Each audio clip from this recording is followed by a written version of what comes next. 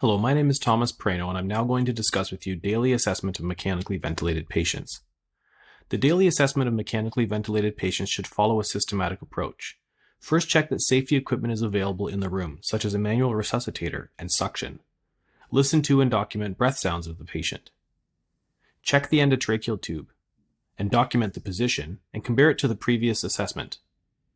Check the inline suction catheter if one is being used.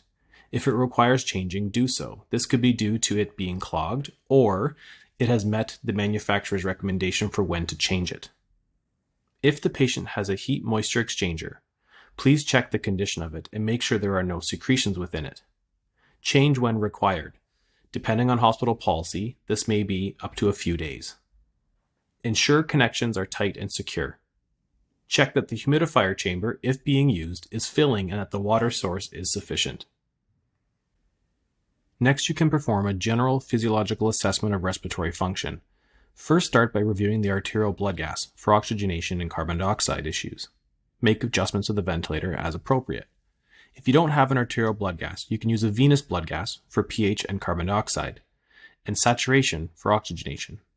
Check the parameters that are most important to the mode you are using to assess respiratory mechanics that may have changed. In volume control, you need to check your peak pressure and plateau pressure, since minute ventilation would not have changed since the last time you saw the patient.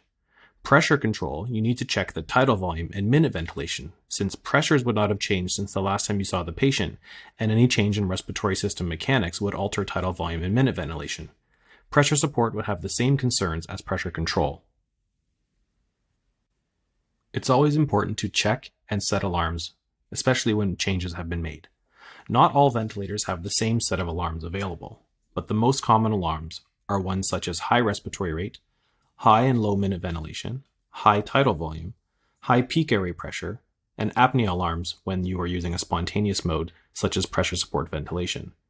Ventilators also have some alarms that are not adjustable, including circuit disconnect or circuit occlusion. Ventilator changes are often warranted by blood, pH, and oxygenation status changes.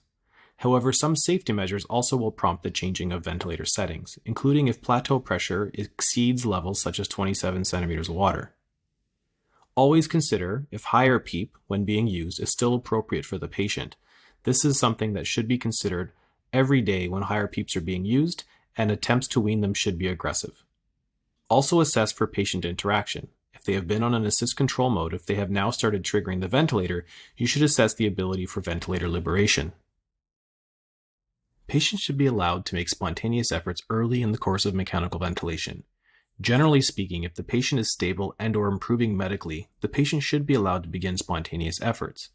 Daily attempts at assessing the patient's ability to come off the ventilator should be considered. The assessment for ventilator liberation should be done daily. Criteria for assessing ventilator liberation may differ between institutions, but the following are common considerations for when to test it. The patient is stable and/or improving medically. The FiO2 requirements are 50% or less. The PEEP requirements are 10 centimeters of water or less, and the patient can make spontaneous efforts.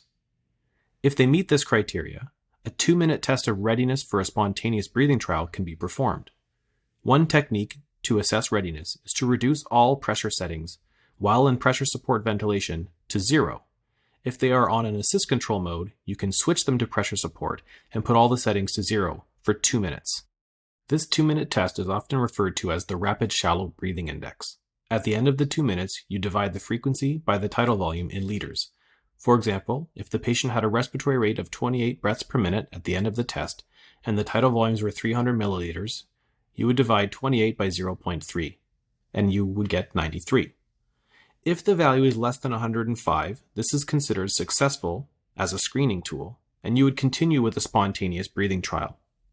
There are different techniques used for spontaneous breathing trials at different institutions.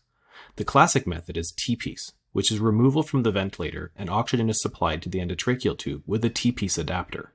Another technique is the same technique I described for doing the Rapid Shallow Breathing Index, which is removing all the support from the ventilator while on pressure support, so 0 on 0. This is the closest to T-piece in terms of work of breathing. However, the benefit is that it allows you to monitor the tidal volume, minute ventilation, and respiratory rate with the ventilator while performing the test. Pressure support is another technique where you would allow a low amount of pressure support to augment inspiratory effort that may be due to the presence of the endotracheal tube. All of these tests are used to predict the extubation success of the patient. They should be performed for a minimum of 30 minutes and usually up to an hour, but they should not exceed more than 2 hours. Sometimes when patients are breathing spontaneously on a ventilator, it is advisable to take over control from the patient.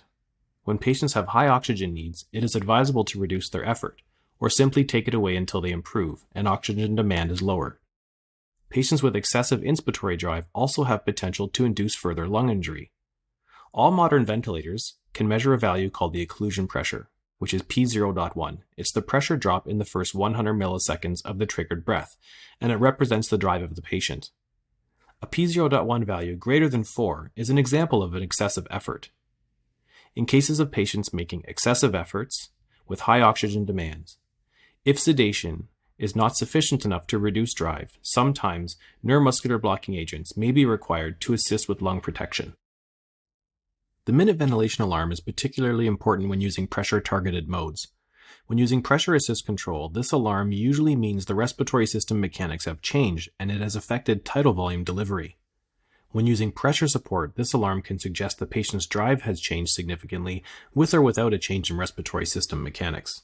The peak pressure alarm is particularly important in volume assist control. This alarm usually means that respiratory system mechanics have changed. However, whether the change is due to resistance or elastance will need to be assessed by looking at the peak pressure and plateau pressure. Plateau pressure is not normally an alarm, but keep in mind that increases in plateau pressure will also increase peak pressure, so the peak pressure alarm will be set off. When you measure the plateau pressure, changes in plateau pressure are due to changes in respiratory system compliance, or elastance. Changes in PEEP and/or tidal volume will alter plateau pressure. The value required to be changed depends on the individual patient's condition, so whether or not you reduce PEEP and/or increase PEEP, or increase or decrease tidal volume will depend on the individual patient situation. And finally, always consider the cardiovascular status of the patient. Positive pressure applied to the lung can affect perfusion through the lungs. High transpulmonary pressure can also reduce venous return. A proper assessment of cardiac function, including changes in blood pressure and heart rate, should be done after every ventilator adjustment.